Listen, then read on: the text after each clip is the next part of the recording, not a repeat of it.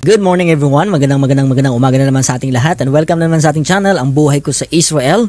So now November 24 tayo mga kapatid, so nagsimula na po yung ceasefire. So 2:15 na po dito ng hapon, so kung hindi ako nagkakamali, alas 4 or alas 5 yung pagbibigay ng unang set ng hostages na magpapalitan yung Israel at yung Hamas. But sa video na to mga kapatid, let me share to you something, a miracle that happened during po sa labanan ng Hamas and Israel. So, amazing, no? Ito po ipinost ni Pastor Amir Charpati. Nakaka-amaze yung miracle na ito. Ayan, meron pong isang sundalo ng IDF na naligtas yung kanyang buhay because of bringing the Book of Psalms sa kanya. So, ayan, no? Sabi dito, this IDF soldier was carrying a Book of Psalms in his pocket.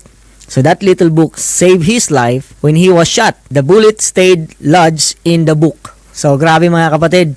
Ito po literal talaga, literal that the word of God saved him. Kasi nga yung mga sundalo mga kapatid, before they go to war, they pray to Yahweh. And actually sa battle, kung titingin nyo, dala-dala rin nila yung Torah nila, yung book of the law. So even the soldiers, every morning they are praying and they are reading the book of Psalms. So ito yung sundalo na ito, this is an IDF soldier. And naligtas siya literally ng kanyang libro. Yan o, ayan yung bullet na tumama sa libro na dala niya sa kanyang katawan. So it's a miracle mga kapatid.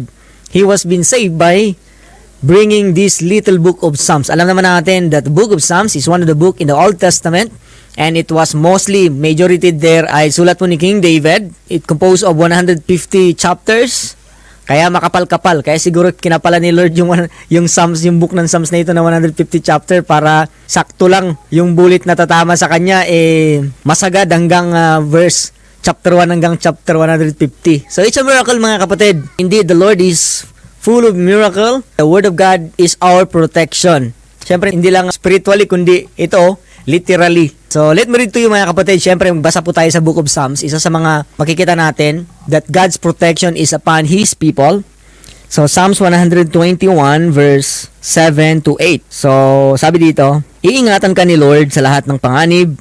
Safe ang buhay mo sa Kanya. Babantayan ka ni Lord saan ka man pumunta, ngayon at magpakailanman. Grabe no? Iingatan ka ni Lord. So, ito yung sundalo na ito, since he is bringing the book of Psalms, God protected him against this bullet na tinira po ng Hamas.